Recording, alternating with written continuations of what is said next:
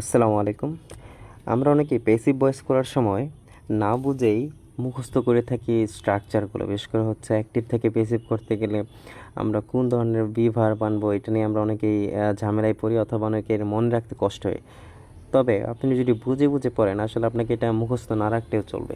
তো আপনি শুধু এইটুকু মনে রাখবেন যে প্যাসিভ ভয়েসের ক্ষেত্রে অ্যাক্টিভ বাক্যের মেইন ভার্বের রূপ অনুসারে বি ভার্ব হবে, বি ভার্বটা হবে, তারপর হচ্ছে ভার্বের বি থ্রি ব্যবহার করতে হবে, আর বাকিগুলো যা আছে তাই সেম থাকবে।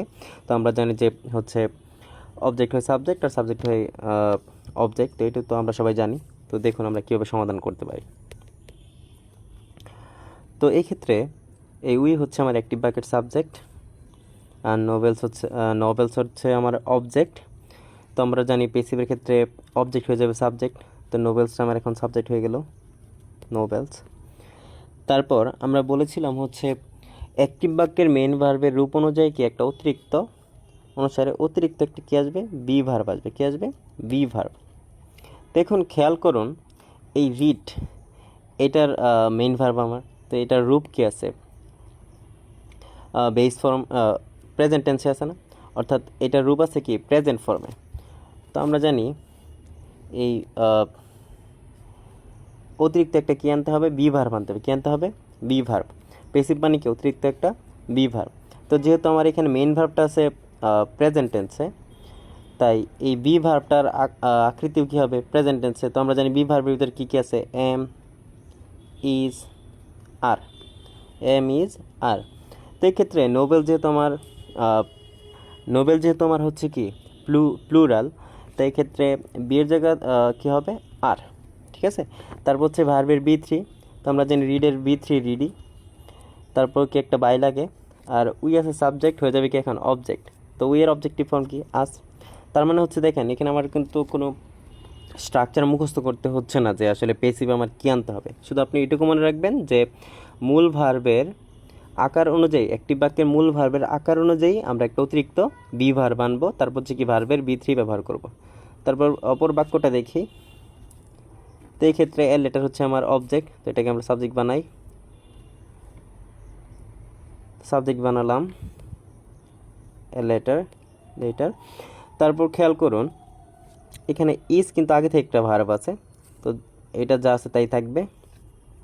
তো এই লেটারের সাথে তো ইজি বসবে যেহেতু সিঙ্গুলার, এ লেটার। তারপর বলছিলাম আমরা কি মেইন ভার্বের বি থ্রির আগে কি একটা অতিরিক্ত বি ভার্ব আসবে। তো এখন বি ভার্ব আনলাম। এখন বি ভার্ব যেহেতু আনছি, আমরা কি বলছি যে একটি বাক্যের মেইন ভার্বের রূপ অনুযায়ী বি ভার্বটা আসবে, অতিরিক্ত যে বি ভার্বটা আসবে। তো এখন এই যেটা আমার মেইন ভার্বটা আছে কি আকারে, আইএনজি আকারে। তাহলে আমাদের এই অতিরিক্ত বি ভার্বটা কী হবে, আইএনজি এ যুক্ত হবে। তাহলে লেটার ইজ বিং। তারপর হচ্ছে কি ভার্বের B three written, written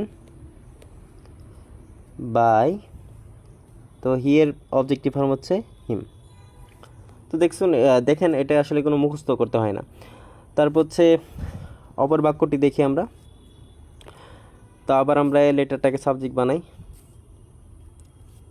a letter. তারপর হচ্ছে এ লেটারের সাথে হ্যাজ, তো হ্যাজই থাকবে। তারপর আমরা বলেছিলাম অতিরিক্ত একটা বি ভার্ব আসবে, তো আনলাম বি ভার্ব। তো এখন আমাদের যে মেইন ভার্বটা, এটা কিন্তু ভার্বের বি থ্রি ফর্মে আছে। তো এখন এই বি ভার্বটাও তো হবে কি আমার বি থ্রি, কারণ হচ্ছে আমরা বলছিলাম অতিরিক্ত মানে যে বি ভার্বটা আসবে অতিরিক্ত, সেটা হচ্ছে অ্যাক্টিভ বাক্যের মেইন ভার্বের রূপ অনুযায়ী। তো যেহেতু আমার অ্যাক্টিভ বাক্যে এখানে রিটেনটা আছে হচ্ছে আমার, এই রিটেনটা আছে আমার এখানে হচ্ছে ভার্বের বি থ্রি আকারে আছে, তাই বি ভার্বটা হবে কি আমার ভার্বের বি থ্রি আকারে। তো আমরা জানি বি হচ্ছে বেস ফর্ম, পাস্ট ফর্ম হচ্ছে কি ওয়াজ ওয়ার, তারপর হচ্ছে বি থ্রি হচ্ছে কি বিন। তাই এখানে আমাদের বি না হয়ে কী হবে, বিন। তারপর হচ্ছে আমার ভার্বের বি থ্রি আমরা জানি, তাহলে রিটেন তো রিটেনই থাকবে, রিটেন বাই হিম। তো দেখছেন যে আসলে আমরা ইচ্ছা করলে এগুলো মুখস্থ না করে কি ভয়েস চেঞ্জ করতে পারি। তারপর এই পাস্ট টেন্সের ক্ষেত্রে দেখি আমরা, পাস্ট টেন্সের ক্ষেত্রে যদি আমরা খেয়াল করি, তাহলে হচ্ছে লেটার আবার সাবজেক্ট হবে, এই লেটারকে আমরা সাবজেক্ট বানালাম। তো আমরা বলেছিলাম যে অতিরিক্ত একটা বি ভার্ব আসবে, কী আসবে, অতিরিক্ত একটা বি ভার্ব। তো এখন আমার মেইন ভার্বটা কি আছে, পাস্ট টেন্সে না, তাই আমার এই বি ভার্বটাও কী হবে, পাস্ট টেন্সে হবে। তো আমরা জানি মেইন ভার্ব বি ভার্বের পাস্ট টেন্স কি ওয়াজ অথবা ওয়্যার, তো এ লেটারের সাথে কি হবে, ওয়াজ হবে, এ লেটার ওয়াজ। তারপর হচ্ছে ভার্বের কি বি3 হবে, রিটেন বাই হিম। তারপর হচ্ছে এই ক্ষেত্রে খেয়াল করি আমরা, তো এই লেটারটা আমরা সাবজেক্ট বানাই আগের মতো। তারপর হচ্ছে এটার যে আগের নিজের অক্সিলারি এটা তো ঠিকই থাকবে অ্যাক্টিভ বাক্যের, হ্যাড।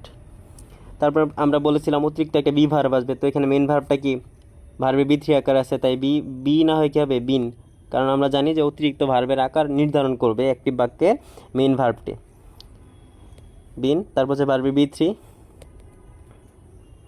By him. তারপর এই ক্ষেত্রে আবার খেয়াল করি ফিউচার টেন্সের ক্ষেত্রে এ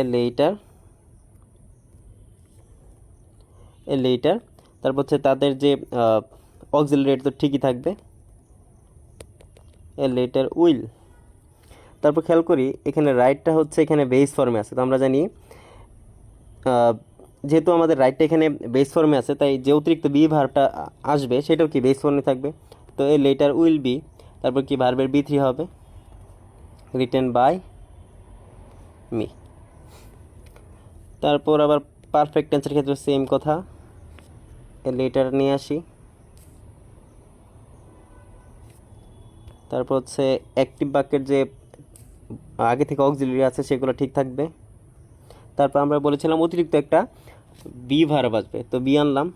তো এখন এই বি ভার্বের আকার নির্ধারণ করবে ভার্বের অ্যাক্টিভ বাক্যের যে আমার মেইন ভার্ব সেটা কি আছে বি3 আকার আছে, তাই বিটা হয়ে যাবে কি been, a letter will have been, তারপর কি ভার্বের বি3 মেইন ভার্বের রিটেন বাই মি। তো খেয়াল করুন যে প্রত্যেকটা বাক্য আমরা কিন্তু স্ট্রাকচার মুখস্থ না করে কিন্তু এগুলো সলভ করতে পারছি, জাস্ট খালি আপনাকে মনে রাখতে হবে যে অ্যাক্টিভ বাক্যের যে মেইন ভার্বটা আছে সেটা অনুযায়ী আমাকে একটা অতিরিক্ত বি ভার্ব আনতে হবে, ঠিক আছে। এইটুকু যদি আপনি মনে রাখতে পারেন তাহলে ইনশাল্লাহ আপনি এগুলো স্ট্রাকচার মুখস্থ না করে কিন্তু এগুলোর উত্তর করতে পারবেন। ইভেন এটা বিভিন্ন সব জায়গাতে মোটামুটি খাটে, যেরকম হচ্ছে আমি যদি মডেল ভার্বের ক্ষেত্রে করি,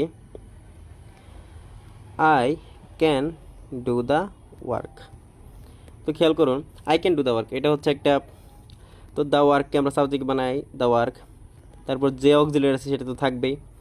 তো ক্যানের পরে আমাদের কি আছে এখানে বেস ফর্ম আছে ডু, তো আমরা জানি অতিরিক্ত একটা বি ভার্ব আনতে হবে, যে অক্সিলারি আছে এটা তো ঠিকই থাকবে, তো বি ভার্ব আনলাম। তো এখন যেহেতু ক্যানের পরে ডু হচ্ছে আমার মেইন ভার্বটা হচ্ছে বেস ফর্মে আছে, তাই বি তো বি থাকবে, তারপর ভার্বের বি3 the work can be done by me. তো এই ছিল আজকের ছোট সংক্ষিপ্ত লেসন। আশা করি এই ভিডিওটা দেখার পরে আপনাদের আর মুখস্থ করতে হবে না যে আসলে কোন ধরনের স্ট্রাকচার আমি ব্যবহার করব, ঠিক আছে। তো আপনার এই ধরনের ভিডিও পেতে রাকিবস ইংলিশ আপডেটের সাথেই থাকুন, আর আপনার মূল্যবান মন্তব্য জানাতে আমাদেরকে ভুলবেন না। আশা করি। আসসালামু আলাইকুম।